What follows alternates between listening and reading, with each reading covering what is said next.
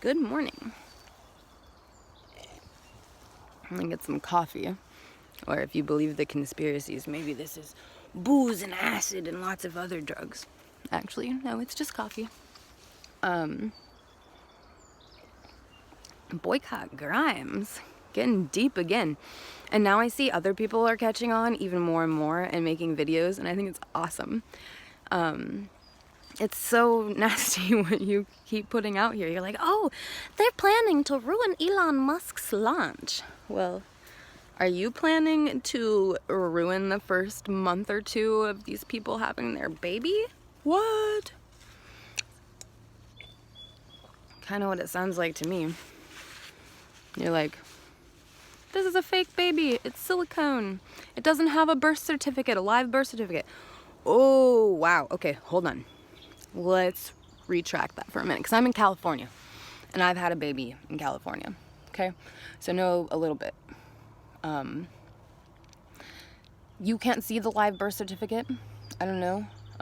Probably because they couldn't make a baby birth certificate because their baby had numbers in its name, in his or hers name. Excuse me. And so in California, you can't have numbers or symbols, I believe, on your baby's name and the official birth certificate. So them changing their baby's name and adding Roman numerals is actually so they can procure that birth certificate. I'm so sure that they're going to go through all of this just to blackmail Elon Musk. I've been doing a little more research about him in general, and just watching this person, I find it very hard to believe, with his immense amount of intelligence and cash flow, that he's going to let a young woman and her friends blackmail him like that. He probably has some of the best lawyers in the world, and I just think it's crazy that you want to do this. I don't understand what you gain from this. It's really perplexing to me, because your videos are constantly saying just terrible stuff. Like, it doesn't matter if you're for or against transgender people. It's not your business to be going and telling people, oh, look at that, those are man hands. Those are man hands. I know it. Okay, you may be right. Those may be man hands.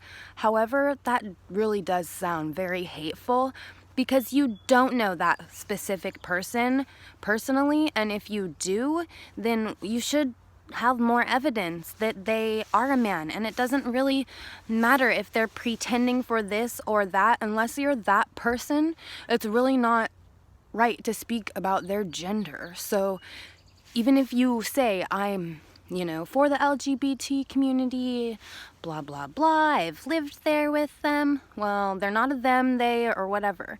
We're all humans and people, and let's just get off of that trip, girl, seriously, because you make me want to shut you down so bad. It's nasty, and it's cruel.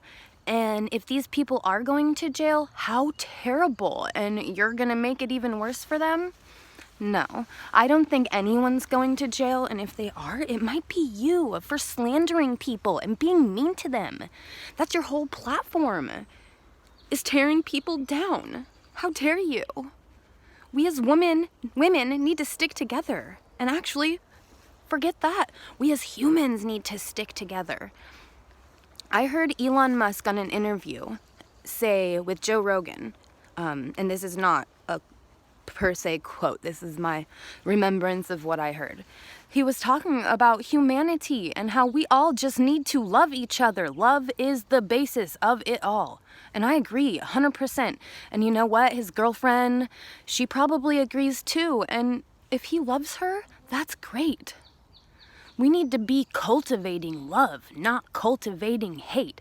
And when you're out there digging up crap on other people, you're digging up negativity. We all have pasts. We all have things we're not proud of.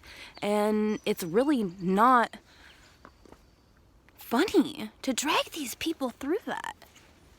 I've been through some stuff in my life. However, that does not mean I need to drag the world with me through that stuff. we get through our stuff, we move through it, we grow, hopefully, and move forward. You're not moving anywhere when you're being mean. I also, in an interview that I watched with Elon Musk, he said, it's a lot easier to be mean to somebody on the internet than it is in person. And I agree. And I am going to keep making these videos exposing you because it's terrible. This young woman, she just had a baby. Let's do the whole thing again. Pause with me. This young woman just had a baby, and that's so beautiful. And on your channel you say, I'm a mother. Well, then let's get together as mothers. Maybe you could, do something to be of service and of help. Because when you're spreading toxicity and things that you don't have actual factual evidence for, you're just fueling the propaganda and the negative narrative.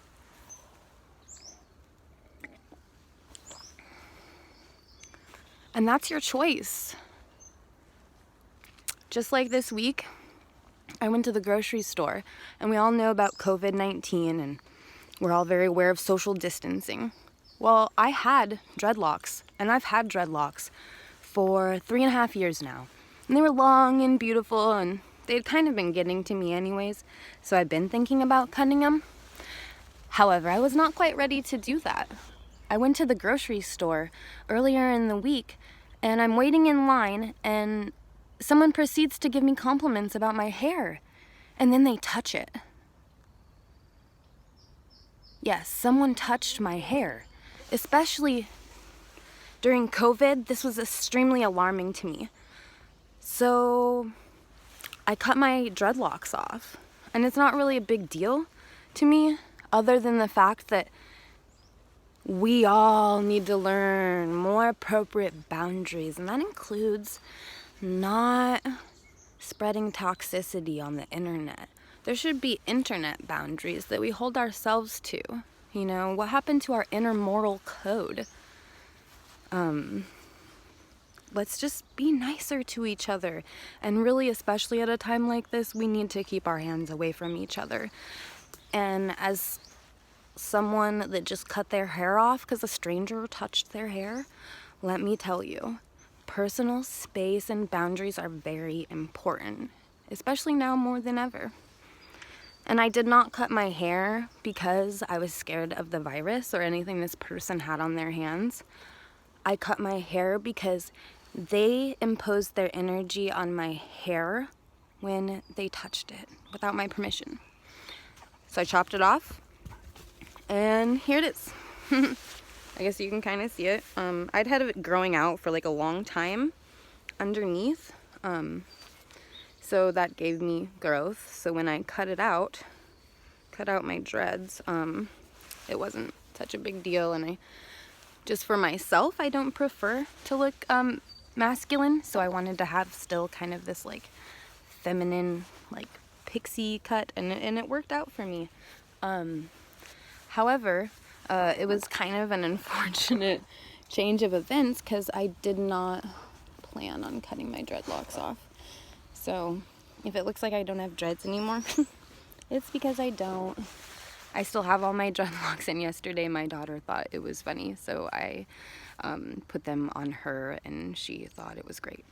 So that's my story for today. I don't really have much else to say other than let's support one another. Let's support these positive narratives. Shut down people that say things that are nasty and mean, because that's not going to get us anywhere.